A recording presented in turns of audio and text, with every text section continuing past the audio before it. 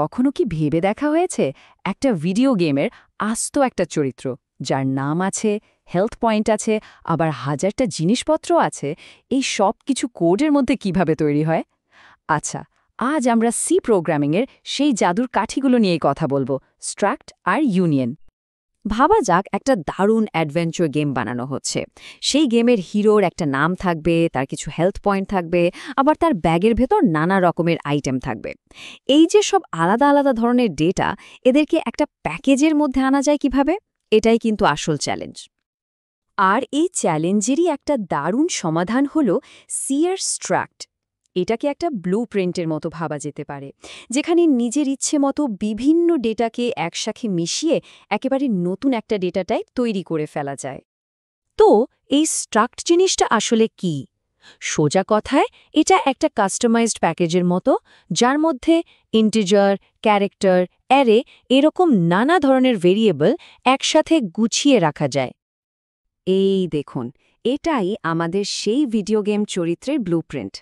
এখানে তার নামের জন্য জায়গা রাখা আছে, তার হেলথ পয়েন্টের জন্য একটা ইন্টিজার আছে, আর তার লেভেলের জন্য আরেকটা। সব কিছু একটাই ভিডিও গেম ক্যারেক্টার প্যাকেজের মধ্যে। কি সুন্দরভাবে গোছানো! স্ট্রাক্টের কিন্তু একটা জ্ঞাতি ভাই আছে, নাম তার ইউনিয়ন। আর এর আসল খেরামতি হল মেমরি বাঁচানো। চলুন দেখি ব্যাপারটা কী রকম। ব্যাপারটা এভাবে ভাবা যাক। স্ট্রাক্ট হলো একটা বড় অ্যাপার্টমেন্ট, যেখানে প্রত্যেক সদস্যের জন্য আলাদা আলাদা ঘর বরাদ্দ।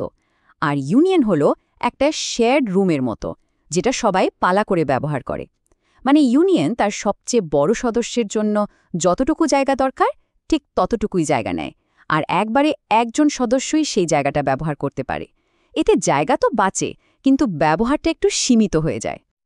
ব্লুপ্রিন্ট তো রেডি, এবার চলুন আসল জিনিসটা বানিয়ে ফেলি আর দেখি এর ভেতরের ডেটাগুলোতে হাত দেওয়া যাবে কিভাবে।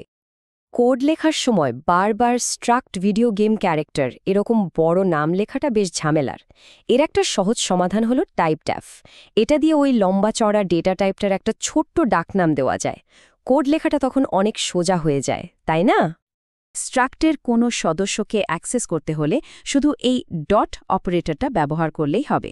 যেমন player1.health লিখলেই সরাসরি তার হেলথ পয়েন্টে পৌঁছে যাওয়া যাবে। একদম সহজ। কিন্তু যদি আরও বেশি স্পিড আর পাওয়ার চাই, তাহলে পয়েন্টার হচ্ছে সেরা অস্ত্র। এটা ভেরিয়েবলের পুরো কপি তৈরি না করে সরাসরি মেমোরির অ্যাড্রেসটা নিয়ে কাজ করে। ফলে প্রোগ্রাম হয়ে ওঠে আরও ফাস্ট এবং এফিশিয়েন্ট। আর যখনই কোনো পয়েন্টার দিয়ে স্ট্রাক্টের সদস্যকে অ্যাক্সেস করার দরকার হবে, তখন ডটের জায়গায় এই অ্যারো চিহ্নটা ব্যবহার করতে হবে। এটা কম্পাইলারকে বুঝিয়ে দেয় যে এখানে সরাসরি মেমোরি অ্যাড্রেসের মাধ্যমে ডেটা চাওয়া হচ্ছে। তো এই সব কিছু শিখে লাভটা কি? আচ্ছা, একটা খুব জরুরি কাজ হলো এদেরকে ফাংশনে পাস করা। এতে প্রোগ্রামের বিভিন্ন অংশ একই ডেটা নিয়ে কাজ করতে পারে। দেখুন, এখানে দুটো উপায় আছে। পাস বাই ভ্যালু অনেকটা একটা ডকুমেন্টের ফটোকপি পাঠানোর মতো। সেই কপিতে যা খুশি পরিবর্তন করা হোক না কেন, আসল ডকুমেন্টের কিচ্ছু হবে না। কিন্তু পাস বাই পয়েন্টার হলো সরাসরি আসল ডকুমেন্টটা কোথায় আছে সেই ঠিকানাটা দিয়ে দেওয়া। এবার যে কোনো পরিবর্তন কিন্তু সরাসরি আসল ডকুমেন্টটাতেই হবে। আর হ্যাঁ, শুধু ঠিকানাটা পাঠানো অনেক বেশি ফাস্ট। এতক্ষণ তো বেসিকগুলো দেখা হলো। এবার চলুন কিছু অ্যাডভান্স টেকনিক দেখে নেওয়া যাক, যেগুলো দিয়ে আরও জটিল আর শক্তিশালী ডেটা স্ট্রাকচার বানানো সম্ভব। নেস্টেড স্ট্রাকচার মানে হলো একটা স্ট্রাকচারের ভেতরে আর একটা স্ট্রাকচার, ঠিক যেন একটা বড় বাক্সের ভেতরে আর একটা ছোট বাক্স। যেমন আমাদের গেমের চরিত্রের স্ট্রাকচারের ভেতরে তার ইনভেন্টরির জন্য আলাদা একটা স্ট্রাকচার থাকতে পারে। এতে ডেটা আরও অনেক বেশি গোছানো থাকে। এবার একটা দারুণ জিনিস দেখা যাক, সেলস রেফারেন্সিয়াল পয়েন্টার। ভাবা যায় এমন একটা পয়েন্টার যা নিজের মতোই দেখতে অন্য একটা স্ট্রাকচারের দিকে ইশারা করে। এর সেরা উদাহরণ হল লিঙ্কড লিস্ট। দেখুন, প্রত্যেকটা নোডের মধ্যে ডেটা তো আছেই, সাথে আছে একটা নেক্সট পয়েন্টার, যা ঠিক তার পরের নোডটাকে চেনে। এভাবেই একটার সাথে আর একটা জুড়ে গিয়ে একটা লম্বা চেন বা তালিকা তৈরি হয়ে যায়। ডেটা স্ট্রাকচারের দুনিয়ায় এটা একটা খুবই শক্তিশালী আইডিয়া। তাহলে সব মিলিয়ে কি শিখলাম? 1. স্ট্রাক্ট দিয়ে সম্পর্কিত ডেটা গ্রুপ করা যায়। 2. ইউনিয়ন দিয়ে মেমরি বাঁচানো যায়। 3. ডেটা অ্যাক্সেসের জন্য ডট ডট আর পয়েন্টারের ক্ষেত্রে অ্যারো ব্যবহার করতে হয়।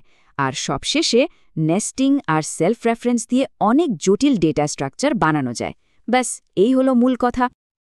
এখন তো স্ট্রাক্ট আর ইউনিয়নের শক্তিটা জানা গেল। এই জ্ঞান কাজে লাগিয়ে কোনো নতুন জগৎ তৈরি করা যেতে পারে, কোনো জটিল সমস্যাকে সাজিয়ে তোলা যেতে পারে। সম্ভাবনা কিন্তু অফুরন্ত।